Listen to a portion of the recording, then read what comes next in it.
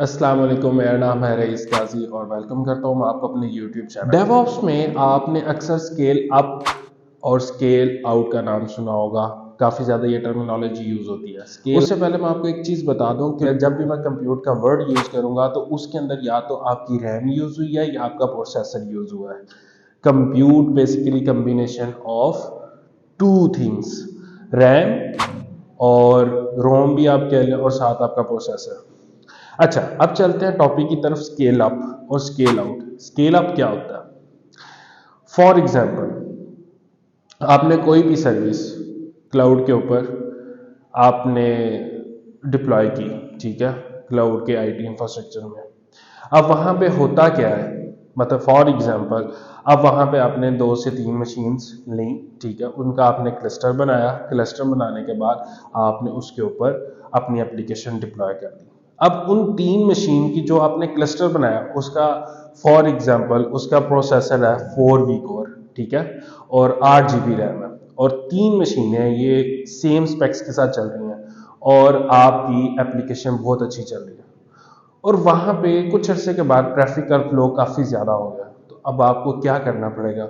Normally scale up करते हैं। Scale up करेंगे तो स्केल अप में होता क्या?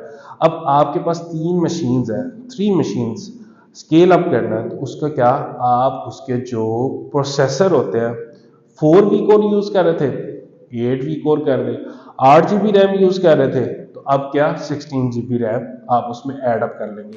बेसिकली क्या होता है, आप उन्हीं मशीनों को कंप्यूट पावर आप उसकी इंक्रीज कर देते हैं। इसको हम कहते हैं स्केल अप करना। अदर साइड हम स्केल आउट का भी वर्ड यूज करते हैं। स्केल आउट क्या होता है? फॉर एग्जाम्पल, हमने 2 मशीनें ली, ठीक है, अब उसके ऊपर हमने कोई भी एप्लीकेशन डिप्लॉय कर दी, ठीक है। अब उसमें क्या होता है कि फॉर एग्जांपल इधर भी सेम सिनेरियो, ट्रैफिक का लोड ज़्यादा हो गया, 2 मशीनों के ऊपर काम बढ़ गया। इनकी स्पेसिफिकेशन क्या है? सेम 4 वी कोर की मशीन्स हैं, ठीक है, और इनकी 8 GB रैम है। अब क्या हुआ, ट्रैफिक का फ्लो ज़्यादा हो गया, लोड ज़्यादा हो गया।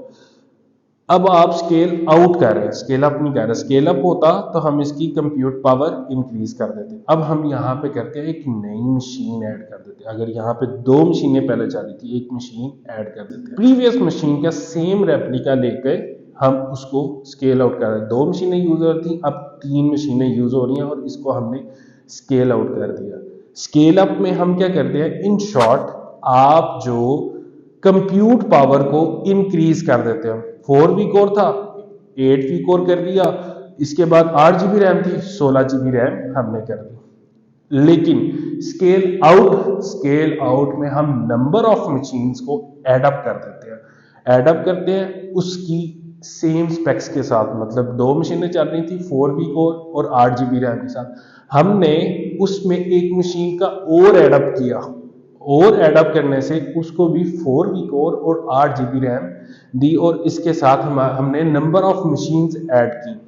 इसको कहते हैं स्केल आउट करना।